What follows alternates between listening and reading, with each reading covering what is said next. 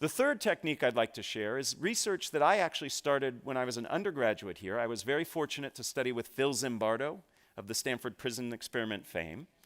Many people don't know that Zim actually was instrumental in starting one of the very first shyness institutes in the world, and especially in the country. And I did some research with him that looked at how your orientation to time influences how you react.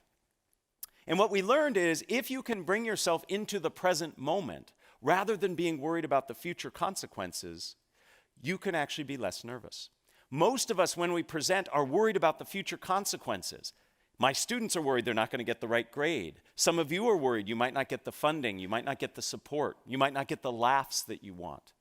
All of those are future states. So if we can bring ourselves into the present moment, we're not going to be as concerned about those future states, and therefore we'll be less nervous. There are lots of ways to become present-oriented. I know a professional speaker. He's paid $10,000 an hour to speak. It's a good gig. He gets very nervous. He's up in front of crowds of thousands. Behind the stage, what he does is 100 push-ups right before he comes out. You can't be that physically active and not be in the present moment. Now, I'm not recommending all of us go to that level of exertion, because he starts out of breath and sweaty. Right? But a walk around the building before you speak, that can do it. There are other ways. If you've ever watched athletes perform and get ready to do their event, they listen to music. They focus on a song or a playlist that helps get them in the moment.